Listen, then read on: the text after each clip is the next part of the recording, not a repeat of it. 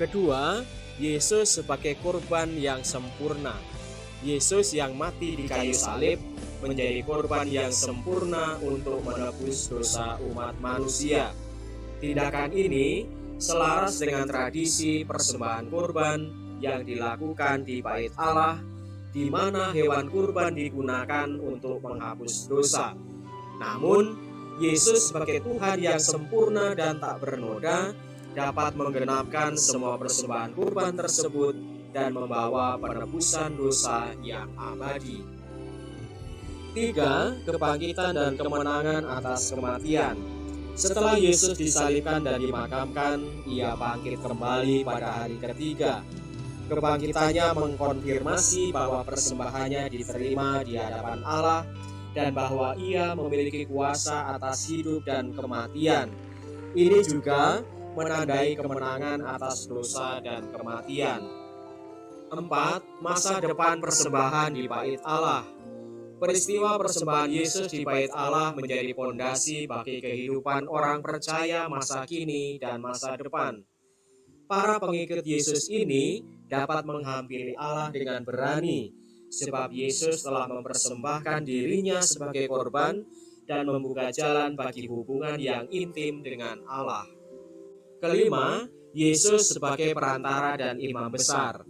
Yesus juga berperan sebagai perantara antara Allah dan manusia, serta sebagai imam agung yang sempurna.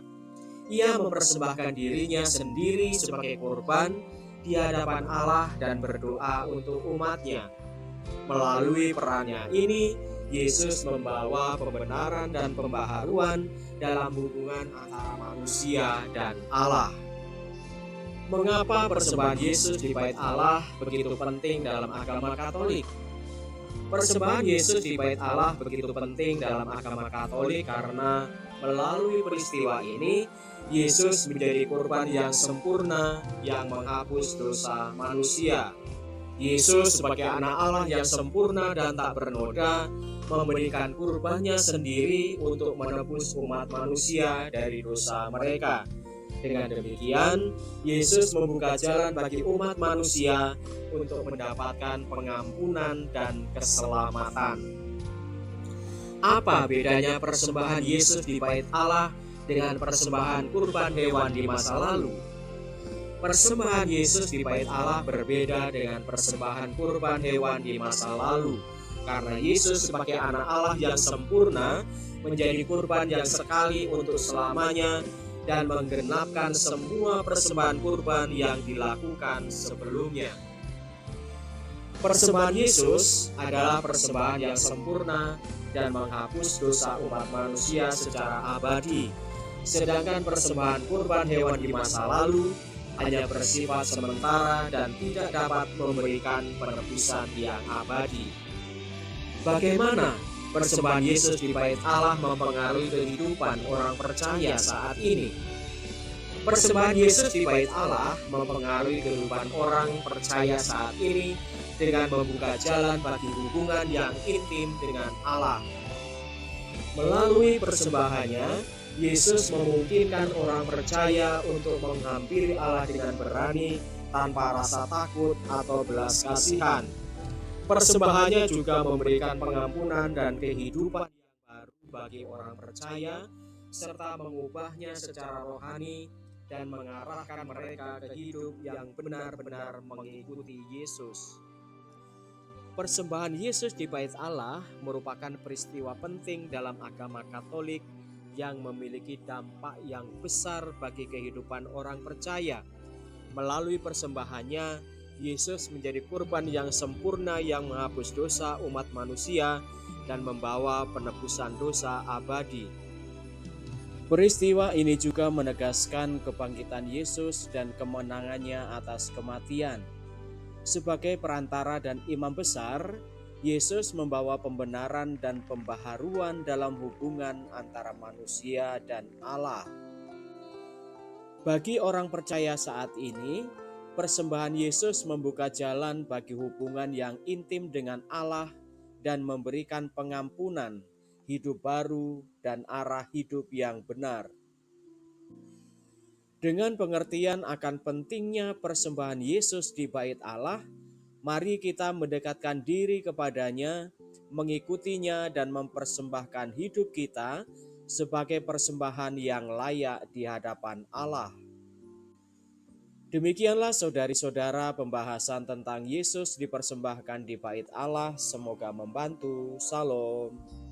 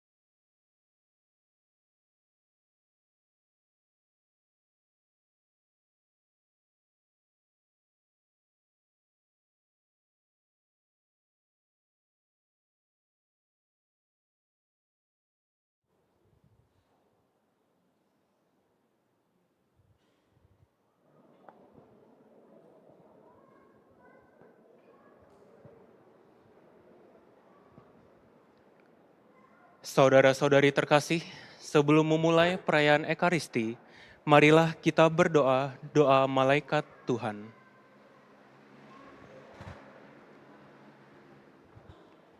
Dalam nama Bapa, Putra, dan Roh Kudus. Amin. Maria diberi kabar oleh malaikat Tuhan. Salam Maria, penuh rahmat Tuhan sertamu. Terpujilah engkau di antara wanita, dan terpujilah buah tubuhmu Yesus. Santa Maria, Bunda Allah, doakanlah kami yang berdosa ini, sekarang dan waktu kami mati. Amin. Aku ini hamba Tuhan, terjadilah padaku menurut perkataanmu. Salam Maria, penuh rahmat Tuhan sertamu. Terpujilah engkau di antara wanita, dan terpujilah buah tubuhmu Yesus. Santa Maria, Bunda Allah, doakanlah kami yang berdosa ini, sekarang dan waktu kami mati. Amin.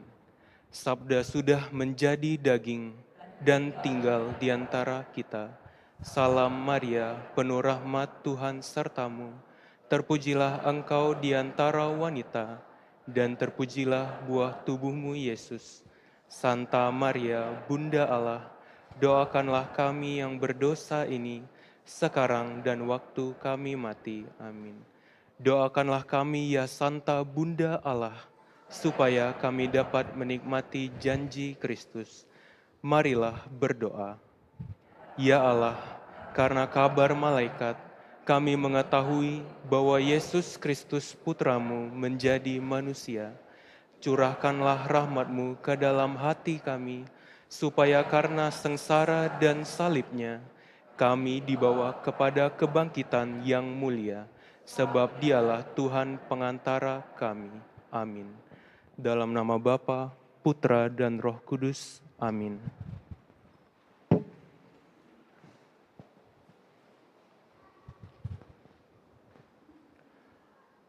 Saudara-saudari, umat Allah yang terkasih, selamat datang di Gereja Hati Kudus.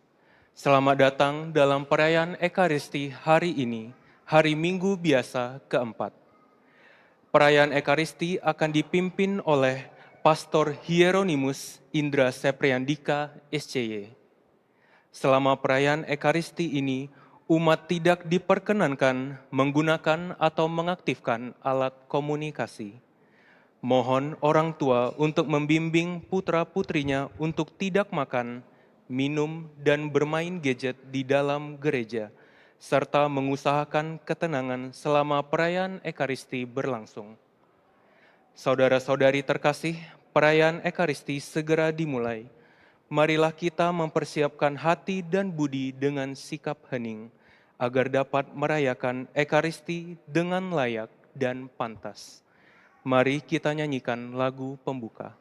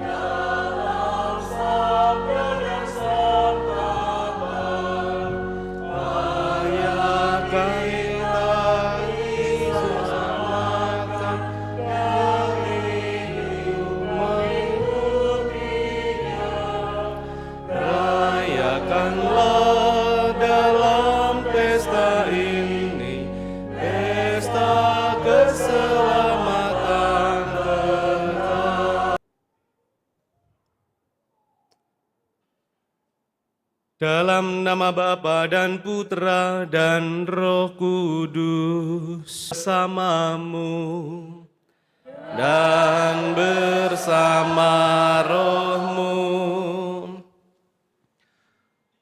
Bapak, Ibu, Saudara-saudari, rekan-rekan muda, anak-anak, suster yang terkasih, semuanya selamat sore. Sore hari ini bersama dengan seluruh gereja, kita memasuki minggu biasa yang keempat. Dan bersama-sama gereja mengajak kita semua untuk mendengarkan sabda Yesus yang kita kenal dengan sebutan sabda bahagia. Ada 8 sabda, ada ajaran Yesus yang hari ini akan menuntun kita untuk memahami makna kebahagiaan sejati itu. Di tengah dunia yang sering mengukur kebahagiaan dari kenyamanan, keberhasilan, sukses dan seterusnya, hari ini justru Yesus menunjukkan kebahagiaan dalam jalan dalam memikul salib yang dijalani bersama Yesus itu. Maka dalam perayaan Ekaristi ini mari kita dan kepada saudara sekalian bahwa saya telah berdosa dengan pikiran dan perkataan, dengan perbuatan dan kelalaian. Saya berdosa, saya sungguh berdosa. Oleh sebab itu saya mohon kepada Santa Perawan Maria, kepada para malaikat dan orang kudus, dan kepada saudara sekalian, supaya mendoakan saya pada Allah Tuhan kita. Semoga Allah yang Maha Kuasa mengasihani kita, mengampuni dosa kita, dan mengantar kita ke hidup yang kekal. Amin.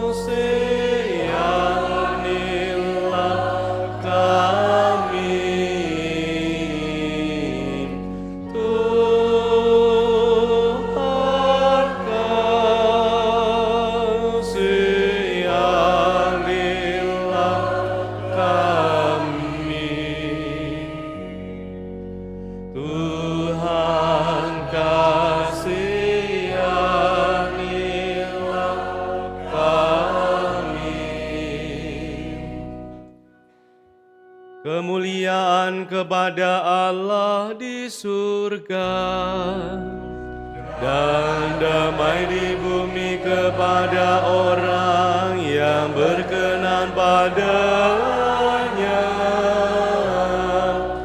Kami memuji Dikau, kami melurkan Dikau, kami menyembah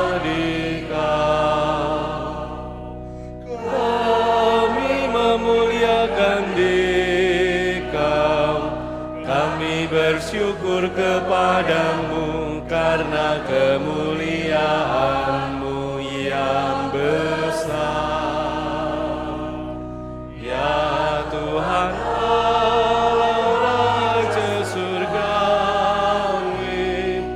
Allah Bapa yang Maha Kuasa. Ya Tuhan Kristus, Putra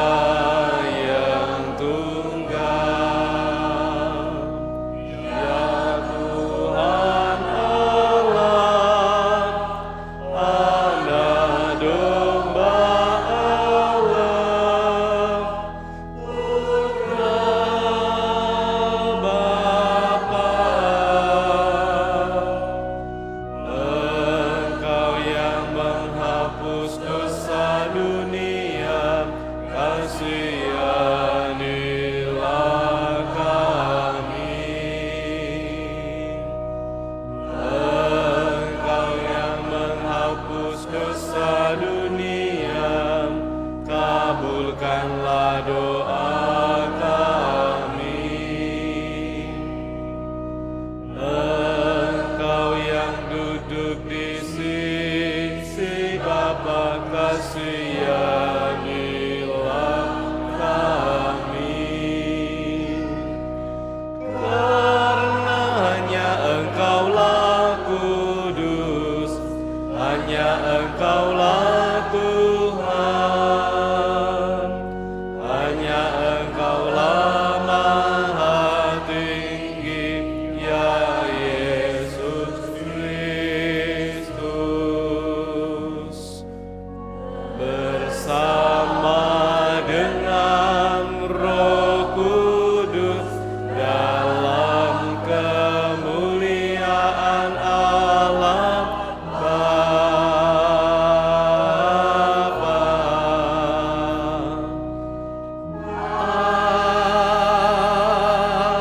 Amin. Marilah berdoa. Mari kita hening, kita juga sampaikan intensi pribadi masing-masing.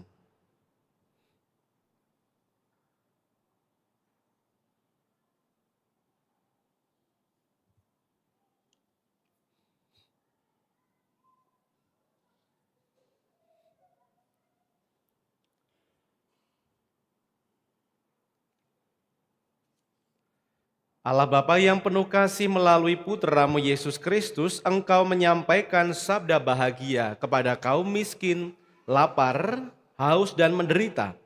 Kami mohon bukalah hati kami untuk mengimani sabda Putra-Mu itu, serta menjadikannya sebagai sumber pengharapan kami dan juga sekaligus keutamaan Kristiani. Sebab Dialah yang hidup dan berkuasa bersama Dikau dalam persatuan Roh Kudus, Allah sepanjang segala masa. Amin.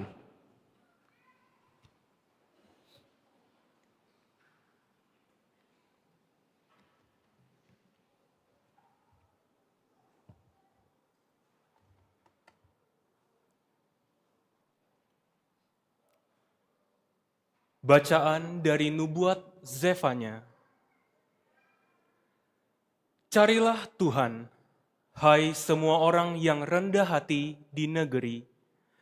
Hai semua yang melakukan hukum-Nya, carilah keadilan, carilah kerendahan hati. Mungkin kamu akan terlindung pada hari kemurkaan Tuhan. Dan Allah berfirman, di antaramu akan kubiarkan hidup suatu umat yang rendah hati dan lemah, yang akan mencari perlindungan pada nama Tuhan. Mereka itulah sisa Israel. Mereka tidak akan melakukan kelaliman atau berbicara bohong. Dalam mulut mereka tidak akan terdapat lidah penipu. Sebaliknya, mereka akan seperti kawanan domba yang makan rumput dan berbaring tanpa ada yang mengganggunya. Demikianlah sabda Tuhan. Syukur kepada Allah.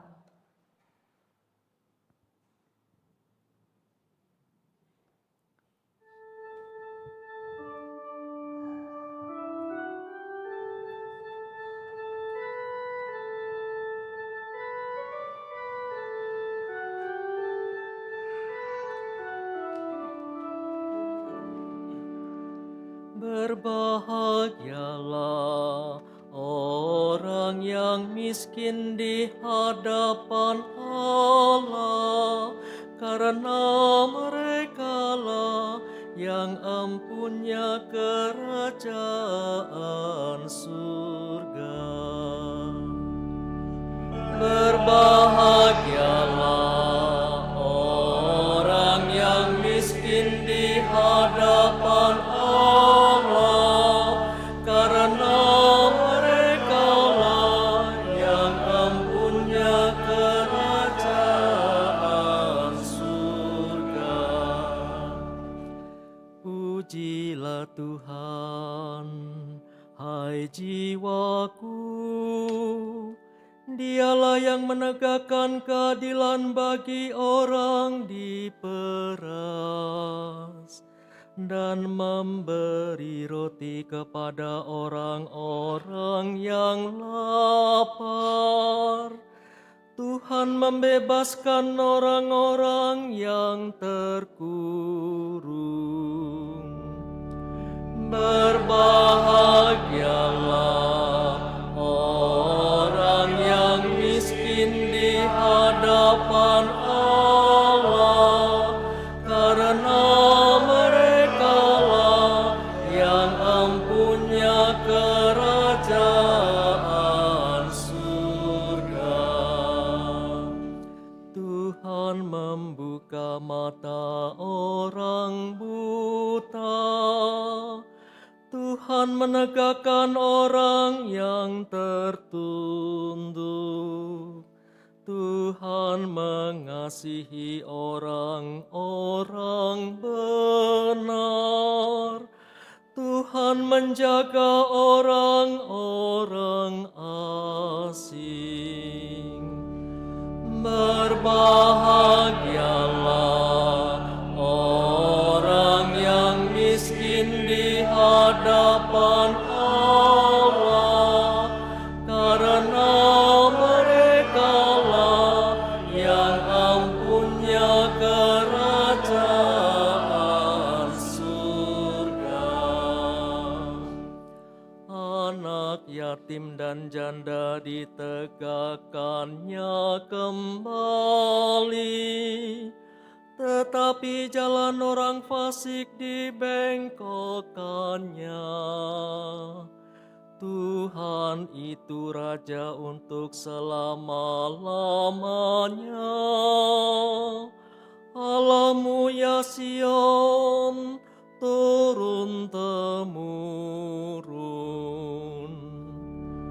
Berbahagialah orang yang miskin di hadapan Allah, karena merekalah yang empunya kerajaan surga.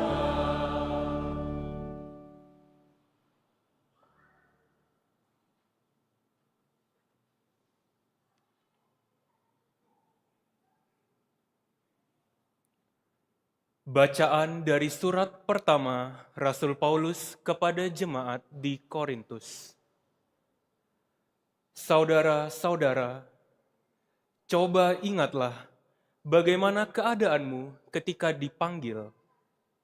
Menurut ukuran manusia, tidak banyak di antara kamu yang bijak, tidak banyak yang berpengaruh, tidak banyak yang terpandang.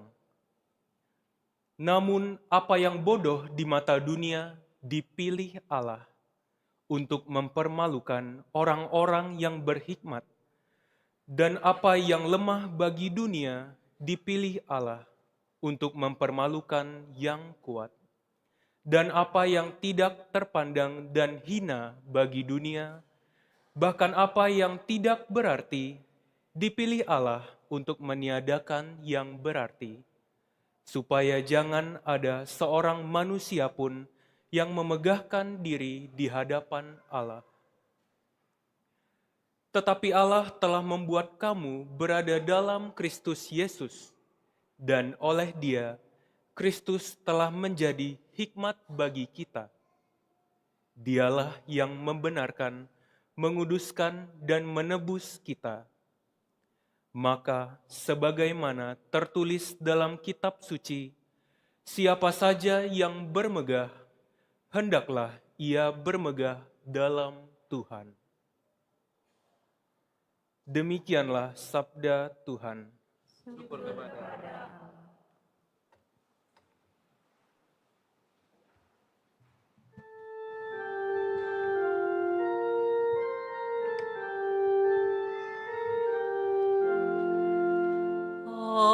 Haleluya, haleluya, haleluya.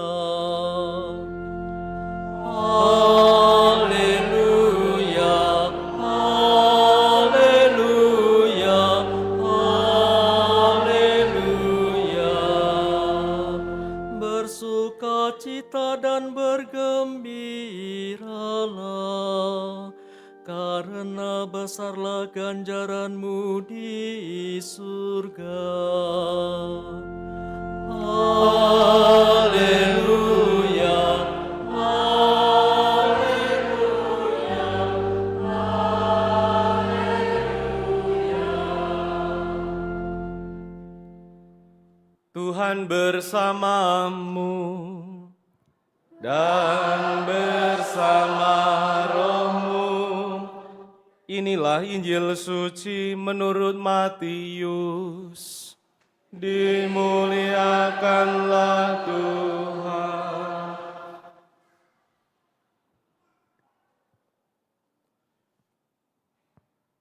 Sekali peristiwa ketika melihat orang banyak, naiklah Yesus ke atas bukit.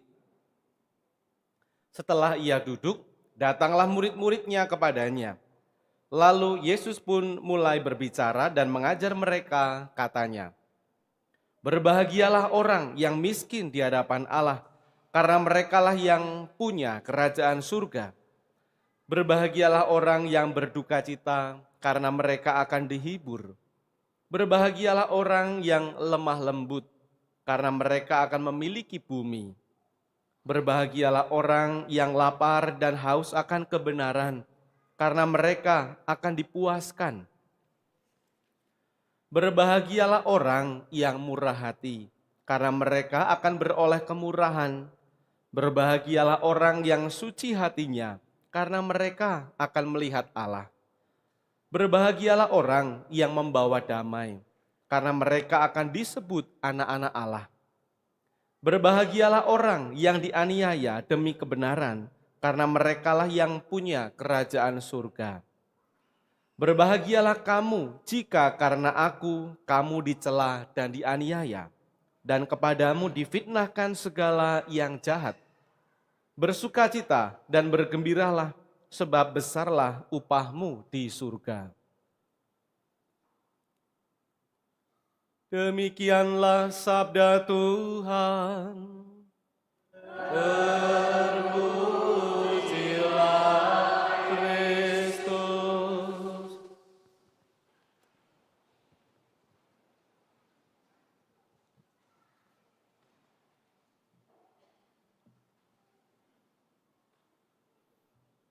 Saudari-saudaraku yang dikasihi Tuhan Yesus, selamat sore sekali lagi. Sehat dan bahagia sore ini? Amin. Sabdanya bahagia, dan kita hari ini masih berjuang untuk bahagia. Betul begitu? Nah, kata orang bahagia itu sederhana. Setuju? Bahagia itu sederhana? Setuju? Tadi bacaan Injil mengungkapkan versi bahagia dalam kerajaan Allah. Endingnya adalah mereka yang berbahagia, yang karena ini dan itu, melakukan ini dan itu sesuai versi tadi yang Yesus katakan, mereka akan masuk kerajaan Allah. Yang tadi dikatakan Yesus sebagai jalan itu, jalan kebahagiaan itu gampang atau susah? Nah, kalau tadi mengatakan bahagia itu sederhana, kita harus sepakat mengatakan, yo jalan bahagia yang Yesus tadi katakan, itu juga sederhana. Iya kan? Nah iya, kalau enggak begitu enggak konsisten. Nah tadi kita bilang bahagia itu sederhana, saya malah kurang sepakat. Karena justru sederhana itu diupayakan, diciptakan sedemikian rupa dengan apa? Dengan Anda punya hobi, dengan Anda menciptakan ini dan itu, melakukan ini dan itu, berbuat ini dan itu, lalu muncullah kebahagiaan karena apa yang Anda buat itu, maka menjadi jelaslah bahwa kebahagiaan itu ya enggak sederhana-sederhana amat gitu ya. Ada usaha, ada biaya. Maka kalau ada orang mengatakan bahagia itu sederhana, ya ada benarnya, tapi saya tidak sangat sepakat juga. Karena orang kalau mau bahagia butuh biaya juga, iya enggak? Oh iya, orang bahagia itu butuh dana juga soalnya. Karena orang pura-pura bahagia kadang bikin menderita, gitu juga. Pura-pura bahagia. Nah saudara-saudara yang terkasih, Saya mau mulai dengan satu pertanyaan sederhana, jujur aja nanti jawab dalam hati. Yang sore ini datang ke gereja, lalu tadi kita tambahkan ada hening sejenak, lalu kita mengatakan intensi-intensi tadi. Yang sore ini datang ke gereja lalu dengan harapan minggu depan usahanya makin lancar, hidupnya makin tenang dan bahagia, ada enggak? Dalam hati, malah bilang ada. Dalam hati aja, ada ya?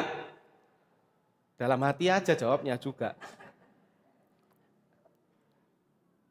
Saya yakin hampir semuanya itu kalau diminta angkat tangan gitu ya. Siapa yang kemudian minggu depan pengennya hidupnya lancar, aman dan seterusnya akan buat itu harapannya. Lalu kalau hari ini Yesus juga akan berkhotbah di sini, lalu dia mengatakan sesuatu yang tadi sama dikatakan itu ya. Dia membuka homili lalu mengatakan, berbahagialah kamu kalau hidupmu nyaman, tabungan aman, utang piutang lunas. Setuju? Pasti kita akan mangut-mangut seperti tadi. Mangut-mangut. Lalu kita mengatakan, amin Tuhan, lanjutkan, begitu pasti bilang. Kalau bisa yang punya piutang dengan kita lupa, gitu ya. Kalau bisa, Romo gitu. Bilangnya begitu kadang-kadang. Kalau Tuhan hari ini bicara seperti itu, tabungan aman, hati tenang, dan seterusnya, jodoh datang, dan seterusnya, pekerjaan lancar, wah amin Tuhan, tolong lanjutkan, tolong konsisten, beri itu ke kami, ke saya. Tetapi kebahagiaan yang tadi kita harapkan, ternyata berbanding terbalik dengan yang Yesus hari ini sampaikan. Ini bacaan sangat familiar, kita paham, kita juga sangat hafal urutannya itu ya. 8 sabda bahagia, tetapi justru hari ini yang Yesus katakan sebaliknya. Ternyata yang disebut bahagia itu yang miskin, yang berduka cita, lalu tadi yang dianiaya, dan sederet yang lainnya. Kalau ini iklan, kalau ini adalah iklan di medsos, di HP yang Anda bawa, muncul mak jedul itu, iklan seperti ini laku enggak? Yang berbahagia adalah yang dianiaya, yang ini dan itu, yang lemah tadi ya. Yang berbahagia adalah yang berduka cita, yang miskin. Kalau ini adalah iklan, kira-kira laku tidak? Tidak, enggak akan laku. Kalau ini iklan, ini pasti nggak akan laku karena iklan itu menjual apa yang diinginkan manusia. Kita tahu itu logika iklan. Yang diinginkan manusia jelas tadi, sukses, bahagia, berhasil, aman dan seterusnya. Logika iklan dia menyediakan keinginan kita. Maka mari kita lihat ternyata yang diungkapkan Yesus tentang kebahagiaan pasti itu bukan logika dunia. Pasti bukan. Dan kita paham itu. Maka kalau hari ini Yesus berkhotbah di atas bukit, dia sebagai guru mengatakan banyak hal, seakan-akan Yesus mau mengatakan kepada kita, mau mengatakan dan bertanya, kamu orang, kita semua, umatku, muridku, kamu mau pilih mana? Bahagia versi dunia atau bahagia versi kerajaan Allah? Mau ikut dunia atau mau ikut konstitusi kerajaan Allah? Kan begitu. Yesus seakan-akan mau tanya. Lalu kita jawabnya dalam hati, mau ikut mana? Dalam hati juga ya. Dalam hati, kita sekali lagi saya wakili pertanyaan dan jawaban itu. Kita akan pasti pilih konstitusi versi kerajaan Allah. Yang ternyata nggak gampang-gampang amat diperjuangkan. Maka kita mau melihat yang pertama soal tadi, soal kemiskinan, soal orang tidak punya, soal ketiadaan dan seterusnya. Yang pertama kita melihat ternyata ada orang yang dinyatakan akan bahagia kalau miskin di hadapan Allah. Saudara-saudari, pasti ini bukan soal isi hati, isi dompet, sorry ya. Ini bukan soal isi dompet, miskin dan kaya. Hari ini dikatakan yang miskin di hadapan Allah, dia akan bahagia. Sekali lagi ini bukan bicara soal dompet kita. Ini bicara soal isi hati dan arah hati. Kita tahu bahwa orang yang miskin itu orang yang tergantung. Orang yang bergantung, orang yang mengandalkan orang lain, kebaikan orang lain. Maka kalau dikatakan kita akan bahagia kalau kita punya hati, arah hati seperti orang miskin, itulah kita akan bahagia. Mereka yang mengandalkan Allah, mereka yang buntu kalau enggak Allah bantu, mereka yang sungguh-sungguh tidak bisa mengatur hidupnya sendiri, yang bergantung pada Allah. itu isi hati kita yang merasa miskin. Selalu bergantung pada Allah, selalu ingin Allah bantu hidup kita dan seterusnya. Tapi kan lucunya, kita malah justru saat hidup kita paling aman, paling mapan, paling oke banget itu ya. Saat hidup kita terasa sungguh-sungguh nyaman dan mapan, justru yang aneh untuk saya melihat paling tidak, justru saat hidup kita seperti itu, hidup yang bagi saya juga adalah hidup yang paling kadang jauh dari Allah. Karena kita menjadi orang yang nyaman dengan diri, lalu kemudian kita malah jarang berdoa sama Allah. Bercengkerama dengan Dia, dan kita lupa berdoa sungguh-sungguh bersama Allah. Dalam situasi yang sangat nyaman dan mapan, maka kita malah justru lupa. Kita mestinya menjadi sungguh miskin yang selalu dalam kondisi bergantung butuh Allah. Tapi kapan kita pas butuh Allah? Ya pas ketika masalah datang gak diundang, baru merasa butuh. Pas mapan enak nyaman, sorry aku bisa atur hidup sendiri. Tapi orang pernah mengatakan ketika aku mengatur hidup sendiri, ternyata berantakan semua. Sok-sokan bisa ngatur hidup, kata orang begitu. Ternyata kita gak bisa seheroik itu. Maka yang pertama, ternyata orang miskin di hadapan Allah mesti punya arah hati seperti itu. Yang kedua tentang soal kelemahan, ada yang lemah tadi menurut kacamata dunia, yaitu mereka yang berduka cita, mereka yang lemah lembut, mereka yang lapar dan haus. Itu menurut kacamata dunia adalah orang yang lemah, nggak punya daya, nggak berani melawan, orang yang lemah lembut dan seterusnya. Itu kacamata dunia sekali lagi. Tetapi meskipun itu adalah daftar orang yang kalah secara dunia, tetapi itu kan semacam gambaran Yesus sendiri juga. Dia sudah lelah, dia sudah kalah, dia lemah lembut, dia nggak balas apa yang dia terima dalam salib, dia nggak balas dendam. Itu kan potret Yesus sendiri. Dia juga lahir, dia miskin di palungan. Dia juga lemah lembut dan tidak membalas saat dihina dan disesah, disalibkan dan dibantai. Dia tidak balas, dia lemah lembut. Maka itu kan potret Yesus sendiri. Maka Yesus kemudian mengatakan kepada kita sebenarnya bahwa inilah diriku. Aku pernah merasakan itu. Maka yang kedua, kalau kita seperti itu dikatakan lemah, nggak bisa balas dan seterusnya, Allah sudah lebih dulu. Dan kita ternyata untuk bahagia, mesti juga ikut Yesus seperti tadi. Apakah sederhana? Ya enggak juga ternyata. Lalu yang terakhir, Yesus mengatakan sesuatu yang menusuk juga di bagian akhir tadi. Berbahagialah kamu jika karena aku, kamu dicela dan dianiaya. Karena aku, kamu lalu dianiaya dan dicela. Saya merasa yakin bahwa kita enggak dianiaya secara fisik, tetapi mari kita jujur, kita kadang bisa jadi di kantor atau tempat kerja, kalau kita berani jujur di kantor, kadang kan kita dianggap, wah enggak bisa diajak kerja sama nih orang dia. Atau kalau kita memilih setia pada keluarga, memilih setia pada pasangan, enggak marah dengan kekacauan yang ada di rumah, yang dibuat oleh pasangan. Kalau kita memilih setia dan bertahan, kita ada godaan diomongin orang lalu, lemah sekali, terlalu sabar kamu itu. Ada godaan untuk memberontak. Kalau kita berpegang pada iman, lurus dan taat, lalu ada godaan orang mengatakan, kuno amat jadi orang, ribet. Ini aniaya-aniaya secara verbal.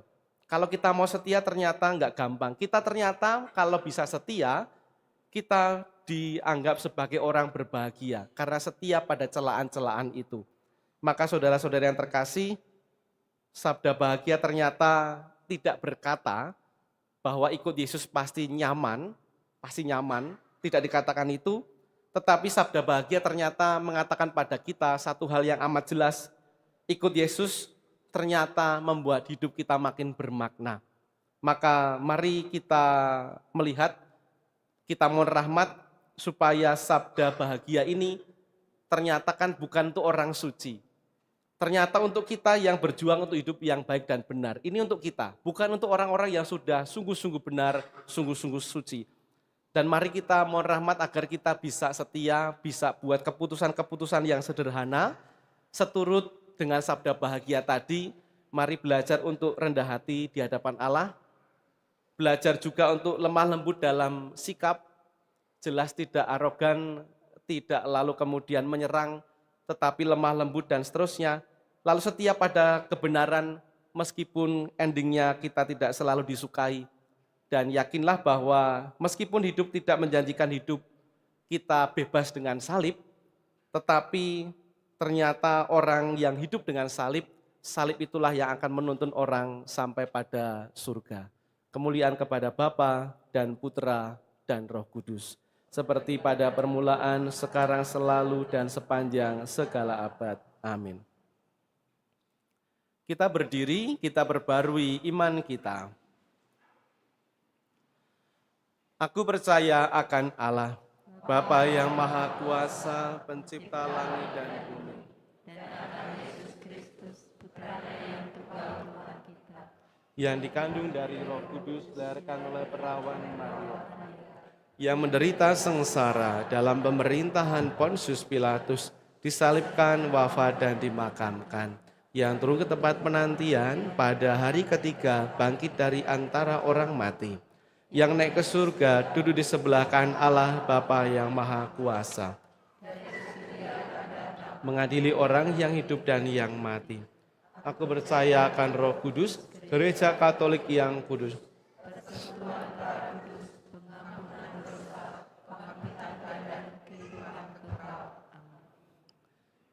Saudari-saudara yang terkasih, Kristus mengajak kita untuk selalu bersukacita dan bahagia. Sebagai putra-putri Allah Bapa yang Maha Kasih, maka sekarang kita panjatkan doa kepada Bapa sumber kebahagiaan sejati kita dengan bersama kita berseru, tinggallah bersama kami umat-Mu ya Tuhan. Bagi para pemimpin gereja, semoga para pemimpin gereja menunaikan tugas pelayanan mereka dengan rendah hati seturut teladan Kristus, yang datang untuk melayani dan bukan melayani. Marilah kita mohon. Tinggallah bersama kami umat-Mu ya Tuhan. Bagi orang tua kaum remaja, semoga para orang tua kaum remaja selalu sabar dan tekun dalam membimbing anak-anaknya ke arah kedewasaan seturut kehendak Allah. Marilah kita mohon, tinggallah bersama kami umat-Mu ya Tuhan. Bagi orang-orang yang menderita, semoga orang-orang yang menderita selalu teguh dalam iman, harapan, dan kasih berkat sabda kasih Allah sendiri yang mengalir melalui kebaikan hati sesamanya. Marilah kita mohon, tinggallah bersama kami umat-Mu ya Tuhan. Bagi kita sendiri, semoga kabar sukacita Injil senantiasa membimbing dan meneguhkan kita dalam menghayati semangat Kristus di tengah masyarakat. Marilah kita mohon, tinggallah bersama kami umat-Mu ya Tuhan. Tuhan yang Maha Murah, kami juga pasrahkan saudara kami, teman kami di Misdinar, Javiero yang sedang dalam masa pengobatan. Berkati ia, tanamkan dalam dirinya kesetiaan, ketabahan, dan juga kegembiraan rohani. Semoga proses pengobatan yang dijalani membuahkan hasil yang baik sesuai dengan kehendak-Mu, dan bantu juga keluarga untuk senantiasa berpasrah dalam doa dan iman, juga memohon agar para medis yang melayaninya Kau juga beri dengan kebijaksanaan. Marilah kita mohon, tinggallah bersama kami umat-Mu ya Tuhan. Inilah ya Tuhan umat-Mu dengan doa, syukur, dan permohonan. Dengarkanlah kerinduan kami ini demi Kristus Tuhan kami. Amin. Amin. Kita hantar persembahan.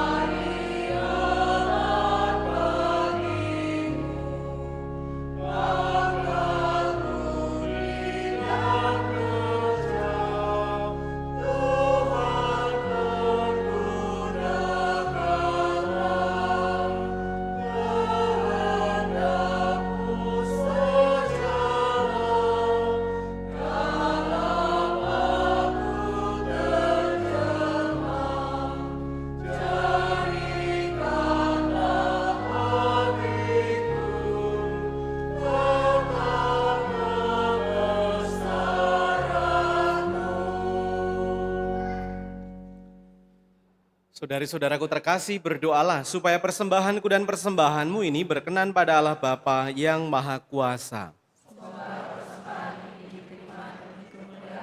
Dan keselamatan kita serta seluruh umat Allah yang kudus. Ya Allah, terimalah dan berkatilah roti dan anggur yang kami persembahkan sebagai ungkapan kerendahan hati kami untuk menjawab panggilan Putra-Mu, sebab Dialah Tuhan dan pengantara kami. Amin. Tuhan bersamamu dan bersama rohmu. Marilah mengarahkan hati kepada Tuhan. Sudah kami arahkan, marilah bersyukur kepada Tuhan Allah kita.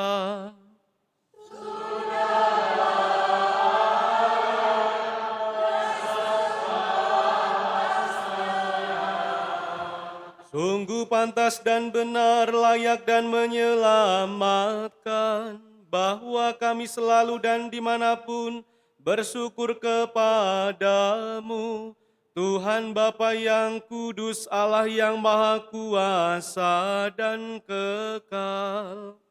Di dalam dirimu kami hidup, bergerak dan ada, dan selagi masih hidup di dunia ini, kami tidak hanya merasakan buah kasih sayang-Mu setiap hari, tetapi juga sudah memiliki jaminan hidup abadi.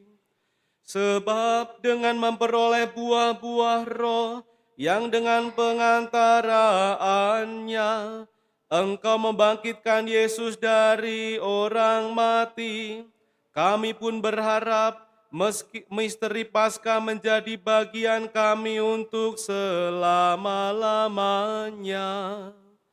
Maka dari itu, dalam perayaan yang menggembirakan ini, bersama semua malaikat, kami memuji-Mu dengan bernyanyi.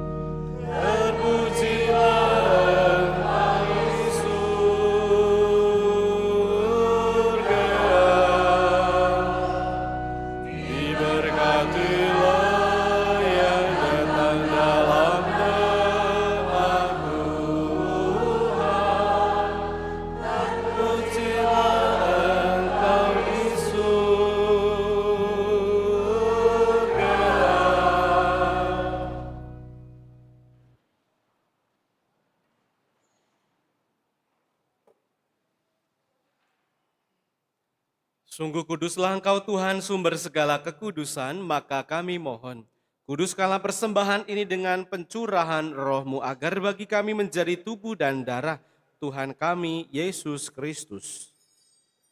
Ketika dia diserahkan untuk menanggung sengsara dengan rela, dia mengambil roti dan sambil mengucap syukur, dia memecah-mecahkan, lalu memberikannya kepada murid-muridnya seraya berkata, "Terimalah dan makanlah kamu semua, inilah tubuhku yang diserahkan bagimu."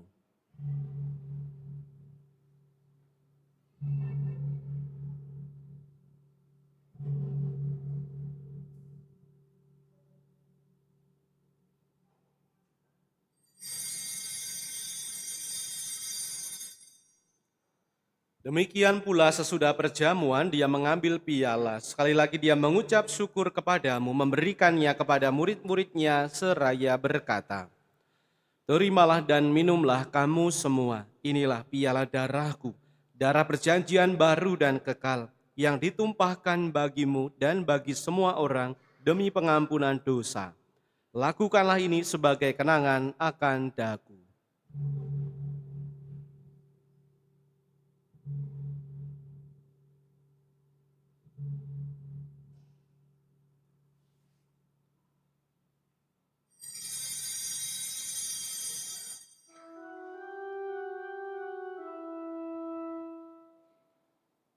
Agunglah misteri iman kita, penyelamat dunia, selamatkanlah kami, karena melalui salib dan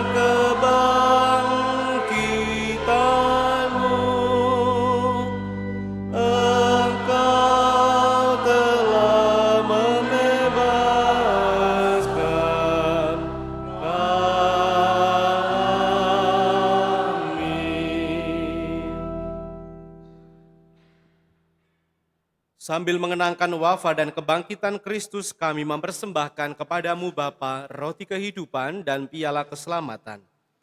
Kami bersyukur sebab kami Engkau anggap layak menghadap Engkau dan berbakti kepadamu. Dan kami mohon, semoga kami yang menerima tubuh dan darah Kristus dihimpun menjadi satu umat oleh Roh Kudus. Ingatlah Tuhan akan gerejamu yang tersebar di seluruh bumi, agar Engkau menyempurnakannya dalam cinta kasih, dalam persatuan dengan Paus kami Leo ke-14 dan Uskup Agung kami Yohanes, Uskup Emeritus Aloysius, dan semua rohaniwan. Ingatlah juga akan saudari-saudara kami yang telah meninggal dengan harapan akan bangkit, terutama yang kami doakan dalam Ekaristi ini, Lydia Asna, Aan, Rohana Ellen, dan juga Blasius Abbas.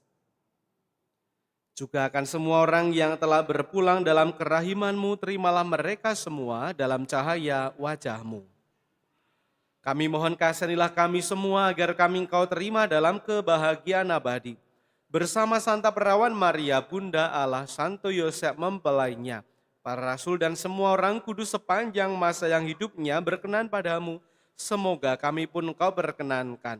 Turut serta memuji dan memuliakan Dikau dengan pengantaraan Yesus Kristus Putra-Mu. Dengan pengantaraan Dia, bersama Dia, dan dalam Dia, bagi-Mu Allah Bapa yang Maha Kuasa, dalam persekutuan dengan Roh Kudus, segala hormat dan kemuliaan sepanjang segala masa. Amin. Atas petunjuk penyelamat kita dan menurut ajaran ilahi, maka beranilah kita berdoa. Ada di surga, dimuliakanlah nama-Mu, datanglah kerajaan-Mu, jadilah kehendak-Mu di atas bumi seperti di dalam surga. Berilah kami rezeki pada hari ini, Ampunilah kesalahan kami, seperti kami pun mengampuni yang bersalah kepada kami. Dan janganlah masukkan kami ke dalam pencobaan, tetapi bebaskanlah kami dari yang jahat. Sebab Engkaulah Raja yang mulia dan berkuasa untuk selama-lamanya. Tuhan Yesus Kristus, Engkau bersabda kepada para rasul-Mu, damai-Ku kutinggalkan bagimu, damai-Ku kuberikan kepadamu. Janganlah memperhitungkan dosa kami, tetapi perhatikanlah iman gereja-Mu, dan berilah kami damai dan kesatuan sesuai dengan kehendak-Mu, Engkau yang hidup dan meraja sepanjang segala masa. Semoga damai Tuhan selalu bersamamu. Dan bersama roh. Damai Kristus.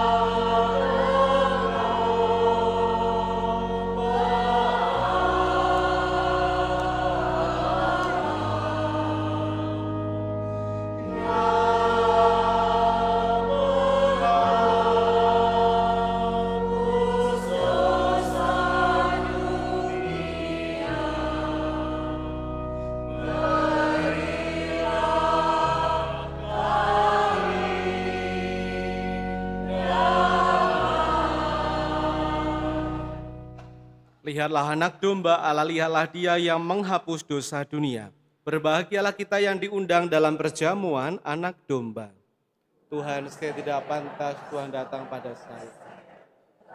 Sabdalah saja maka saya akan sembuh. Tubuh Kristus menuntun melindungi kita sampai hidup yang kekal.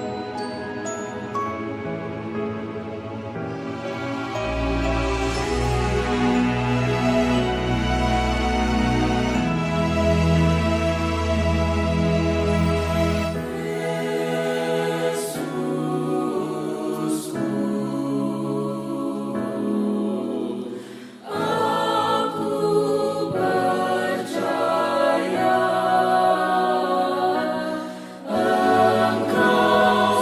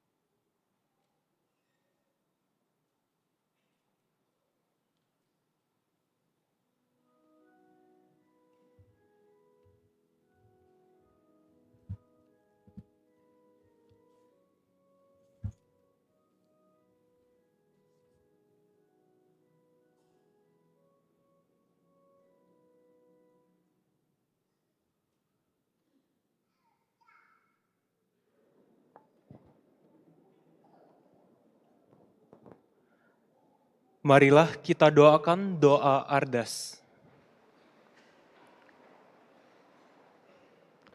Allah Bapa, pencipta semesta alam, Engkaulah Tuhan Maha Tinggi dan Maha Kasih.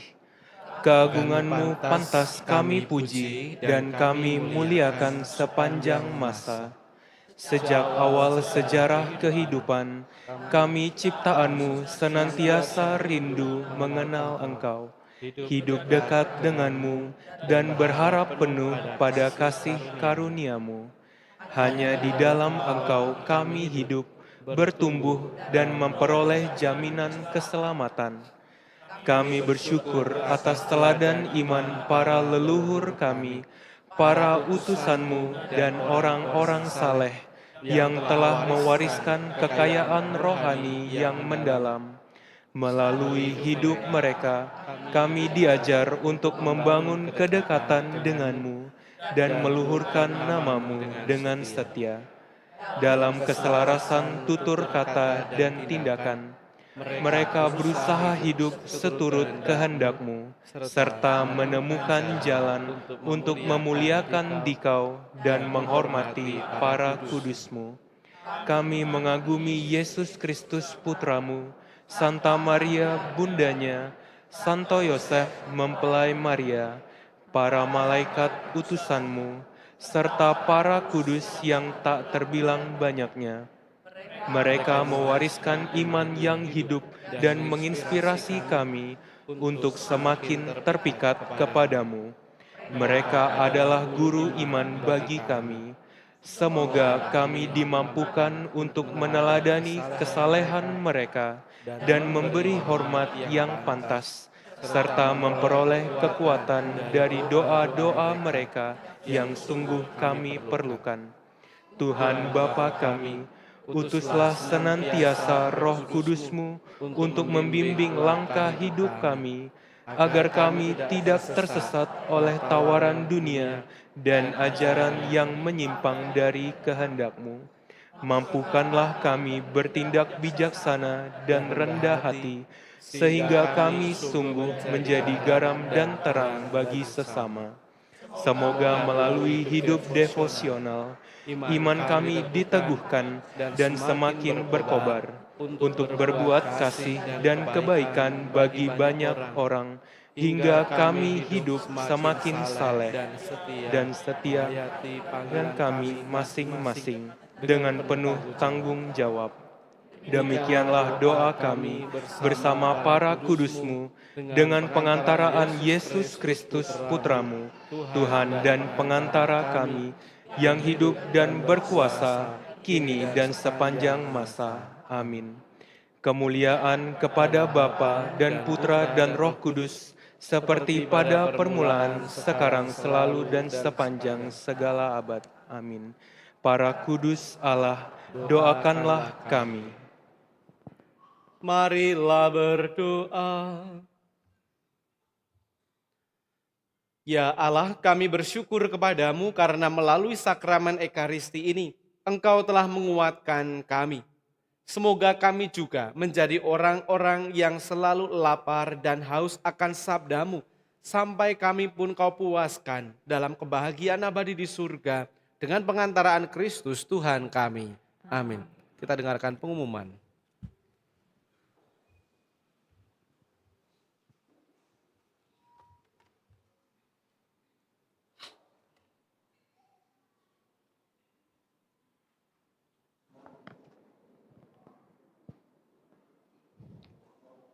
Warta Gereja 31 Januari 2026. Pertama, pendaftaran lektor dan lektris. Dibuka pendaftaran lektor dan lektris dengan syarat sebagai berikut. Sudah menerima komuni pertama, usia minimal 15 tahun dan maksimal 45 tahun. Mampu membaca dengan artikulasi yang jelas dan baik, bertanggung jawab serta bersedia disiplin dalam mengikuti latihan. Pendaftaran dapat menghubungi Saudari Clara Revania atau Ibu Atin. Kedua, pendaftaran pemazmur. Dibuka pendaftaran untuk pemazmur dengan syarat mampu membaca notasi dengan cukup baik, berkomitmen untuk melayani, terutama dalam menyanyikan mazmur. Pendaftaran silahkan menghubungi Saudara Ikang atau Saudari Olin. Ketiga, pendaftaran organis. Dibuka pendaftaran untuk organis. Pendaftaran silahkan menghubungi Saudara Yosef Fernando. Keempat, panitia Imlek. Dalam semangat keluarga, harmoni, dan kasih, panitia Imlek Paroki Hati Kudus mengajak Bapak, Ibu, saudara-saudari untuk ambil bagian dalam donasi kasih demi terselenggaranya rangkaian perayaan Imlek 2026. Donasi dapat ditransfer ke rekening atas nama Paroki Hati Kudus, nominal diakhiri dengan 88, dicantumkan juga berita transfer donasi Imlek. Mohon kirimkan bukti transfer kepada panitia Imlek, kontak person Ibu Santi Chandra atau Ibu Huang Xiufang. Kelima, Seksi Sosial Paroki Hati Kudus. Penerima bantuan Seksi Sosial Paroki Hati Kudus, silahkan mengambil bantuan pada hari Minggu, 18 Februari, pukul 9 sampai 11. Keenam, laporan kolekte Minggu 25 Januari 2026. Kolekte pertama sejumlah Rp30.752.000. Kolekte kedua sejumlah Rp17.562.000. Terima kasih atas persembahan dan kemurahan hati umat. Demikianlah warta gereja minggu ini. Sebelum meninggalkan gereja, diharapkan umat tidak meninggalkan sampah, tisu, masker, dan lain-lain di dalam dan di luar gereja. Terima kasih, Tuhan memberkati. Juga terima kasih untuk semua yang sudah terlibat dalam Ekaristi sore hari ini, para petugas liturgi, terima kasih atas persiapan yang dilakukan, juga persembahan diri pada hari ini, untuk KOR Lingkungan Antonius dan juga organisnya, tata laksana, teman-teman misdinar, lektor, pemazmur, dan juga prodiakon pelayan komuni, live streaming, sound system, coaster, dan para PIC yang hari ini bertugas. Juga untuk seluruh umat yang hadir, terima kasih sudah hadir, berpartisipasi, bergembira, bersukacita dalam rangkaian Ekaristi sore hari ini.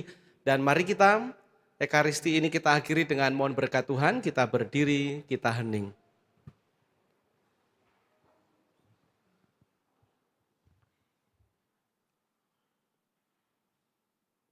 Tuhan bersamamu dan bersama rohmu.